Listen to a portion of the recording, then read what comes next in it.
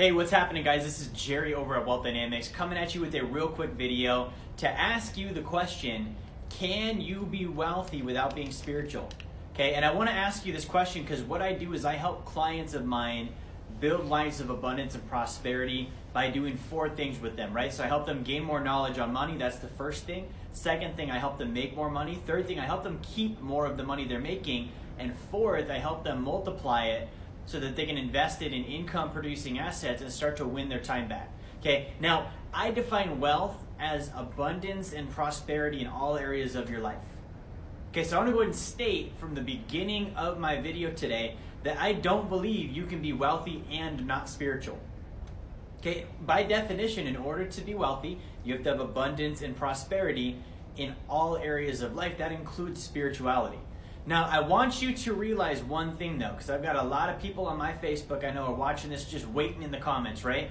Spiritual does not mean religious. That's not what we're talking about at all, not even a little bit, okay? So spirituality means of the Spirit or pertaining to the Spirit.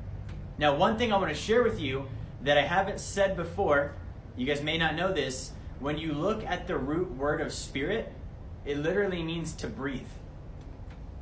Think about, why do you guys think I tell you we're trying to teach you to treat money like oxygen? Spirit means breathe. Okay, so it's a spiritual thing for sure.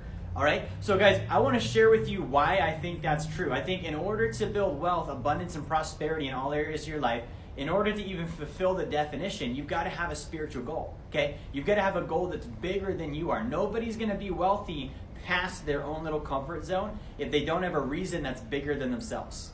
Okay, that's spiritual, right? That's something that actually is invigorating. It gives you life. It gives you purpose.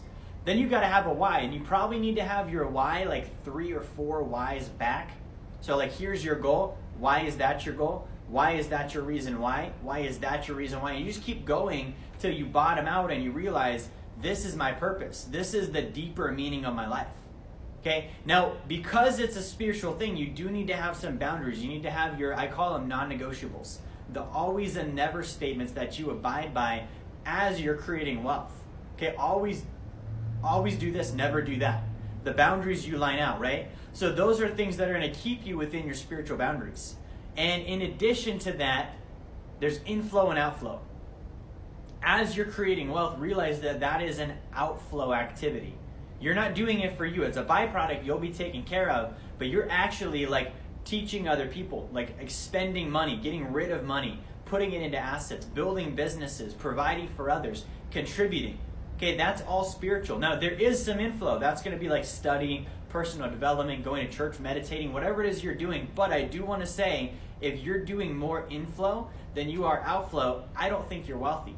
Okay, I think that you're actually in a consume mindset rather than a produce mindset.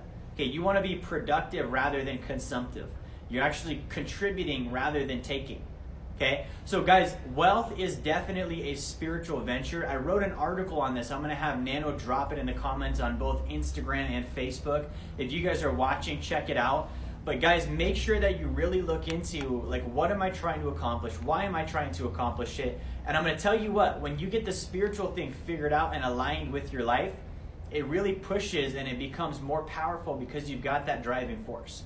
Okay, back when I didn't have that figured out, I was pushing, but I felt like the lack of energy. Okay, I would go, but I would feel like I was burning out. I wasn't making it happen. There was like this resistance and kind of like an unplugged or distant feeling with my goals. So if that's you, I want you to read the article. Thank you guys for watching, by the way. Like, share, and subscribe. I'll talk to y'all again soon.